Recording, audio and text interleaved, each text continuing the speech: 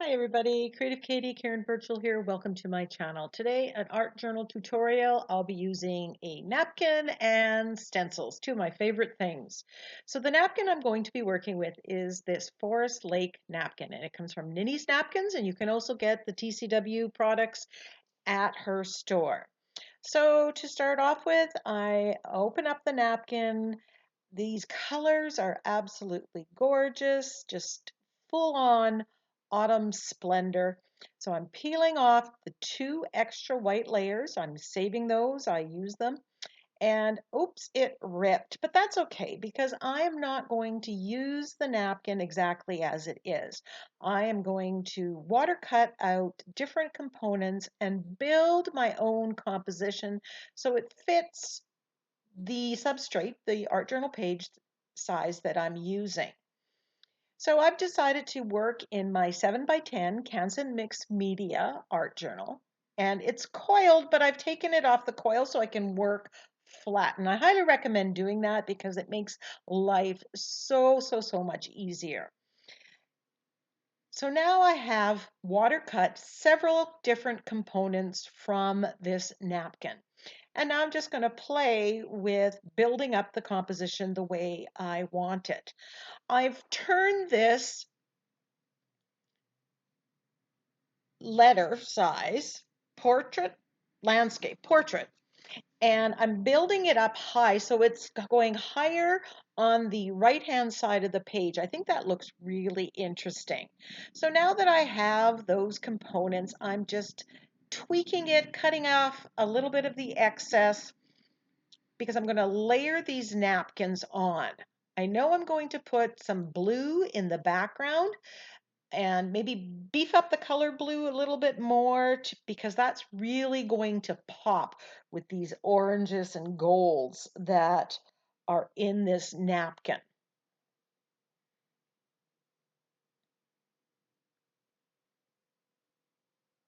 I'm cutting off the extra napkins wherever I'm going to be layering because I don't need that bulk and I don't want to necessarily um, have it show through an upper layer of the napkin. So we have that tree way at the back, and then we have the middle ground, and then this one right in the front.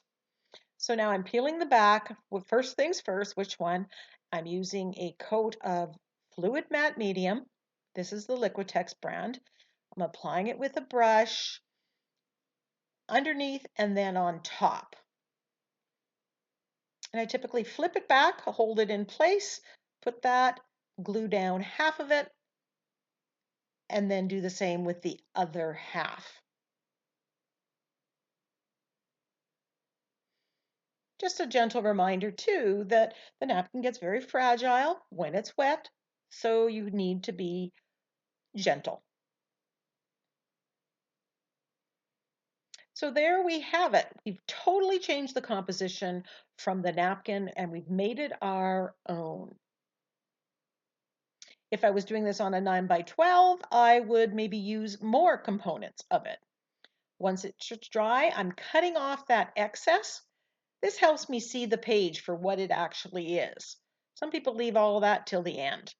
These little bits I'm going to probably use on another art journal page or ATC.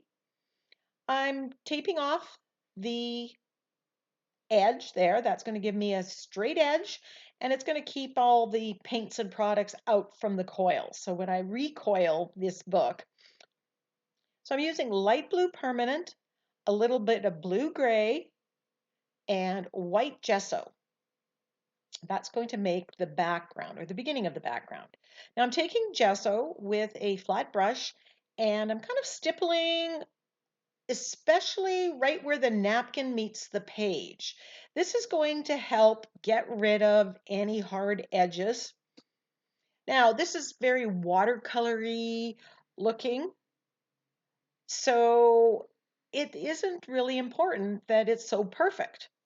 If I go a little bit more or a little bit less, it's just going to add to it. And I'm giving the whole page a coat of gesso. That is so I can do the removing paint through a stencil technique that's coming up here. Here's the light blue permanent and some gray blue. I'm just mixing it with gesso right on the page, and then I'm putting this fence grid stencil on and removing the paint with a baby wipe. Putting it on, removing it. I chose this fence grid stencil because I wanted kind of like rolling clouds. I wanted something circular in the clouds. And I'm mixing the paints, different color combos or different combinations of white and the blue and the gray, just to get some variation in the sky. If I want to add color, I could just put that back on and remove the paint as I go. Now this is just the first layer. Now the reason I didn't do the background first is I didn't want that blue underneath the napkin discoloring it. I wanted some movement in the sky, and I looked at my swirl stamps, and then I thought, you know, I'm going to put some music notes. This is, I think it's called music notes, or note sheet music, and it's from the Crafter's Workshop. And I'm just stenciling that in, and this is giving some movement to the sky. I'm using Prussian blue here just to add a little bit more contrast. The background was looking a little too pastel, too pale for me. Now, if you're worried about stenciling on top of the napkin, you can put, you know, a piece of ripped paper over there to mask it off. But I wasn't too terribly worried. There's a good coat of matte medium on there, and if I did get any stenciling on there, I could probably remove it very easily with a baby wipe. So I like the movement in the sky, the music notes that just add to it. Now this just seemed to end too abruptly, so I'm gessoing out the background and stuff that I had, and then I'm just gluing on some more of that napkin. Some of those colors, I'm not even too worried about making it precisely a tree because it's going to look like it. It's all very abstract, and I'm using that to my advantage.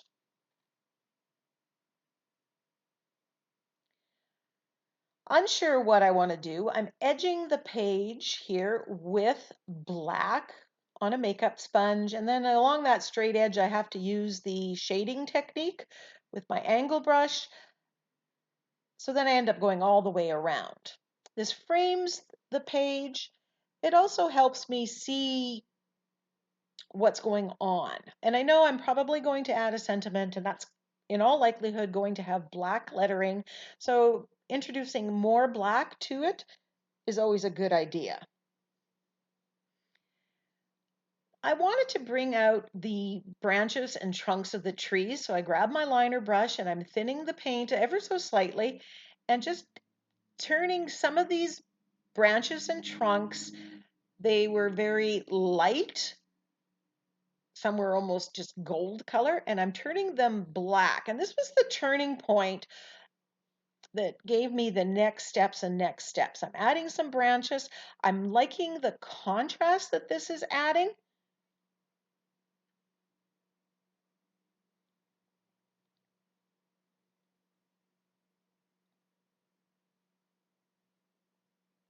And because it is abstract, there's nothing saying I have to do it exactly a certain way. So, you know, once you start, just go for it. What looks good? Then I decide that I'm going to do some overpainting, get a very painterly effect over top of that napkin. And I get some of the green with some blue, and I'm mixing it and matching it to the colors that are in the napkin and very loosely painting. Again, I'm using the liner brush. I'm globbing on the paint and just being very relaxed about it. I'm not trying to be perfect. I want this to look more like it's an acrylic painting than just the flatness of the napkin. I'm adding some yellow oxide to the green. I'm adding some black to the green, and I'm mixing those colors right on the brush as I apply it. There's all these colors in this napkin.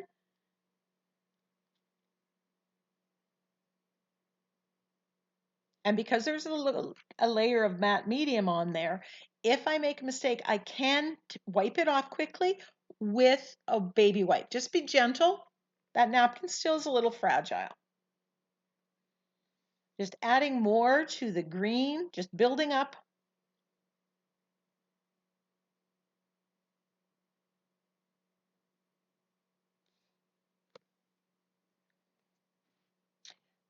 Then I decide, you know what, I'm going to do all the trees. I grab burnt sienna, which is that reddish orange color. I'm grabbing that, the yellow oxide, some white gesso, a little bit of the black, and I'm just, I'm not sure what the word is, scumbling it on, globbing it on. I put one color, then I come back with another color. These are fall leaves. All those colors are there. Just be free. This is abstract. So I'm building it up. Sometimes I'm going past where the napkin was, adding to it. So I'm actually changing some of the picture as I go, changing the exact colors, and it's making it look like I've actually painted this all on my own.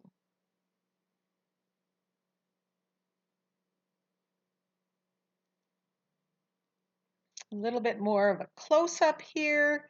You can see the texture that's added by adding those layers of acrylic paint in the way that I'm doing it.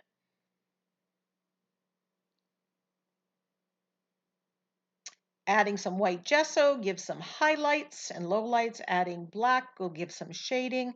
So I'm just mixing and going as I go, just following my instincts. I really have no plan.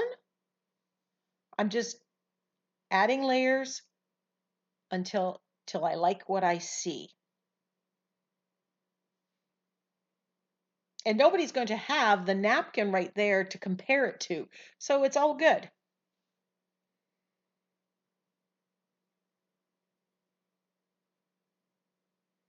I love the fall. It is my favorite time of the year. I live in a place that now has an extended fall, all sorts of maples and all the colors in the tree that go for several months.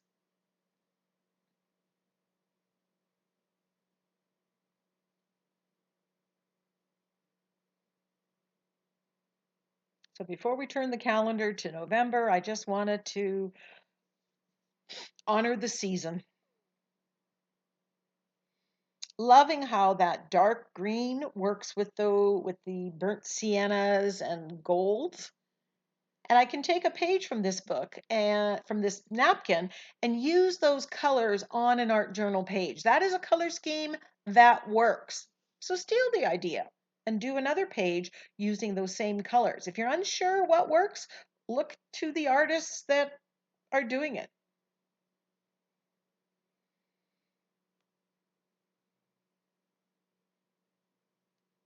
Just adding a little more black. I'm just going back and forth, adding colors as I see the need.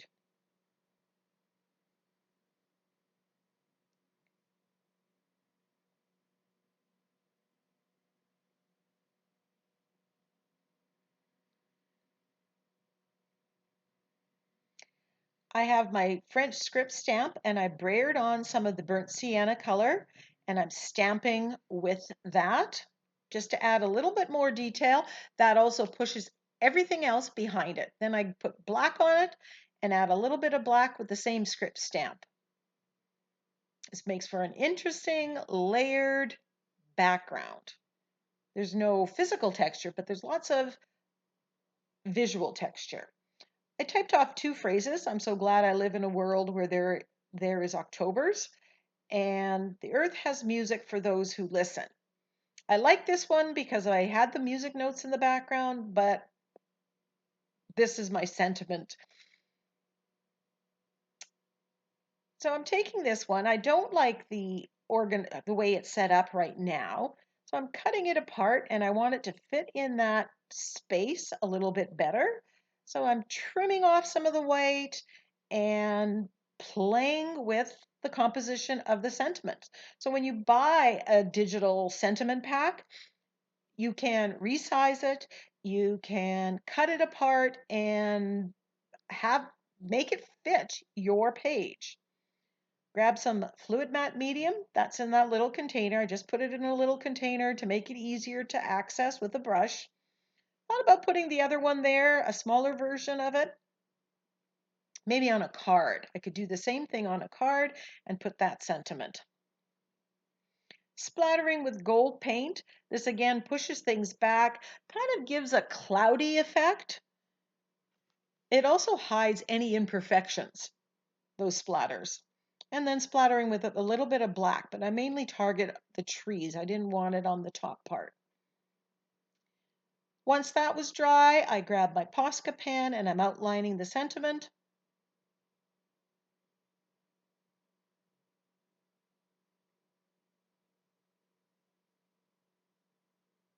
Adding a few more lines, making them a little more bold, I guess. Be sure to stay to the end and see the close-ups of the background and the effect of the painterly painting over the napkin. Until next time, go get creative.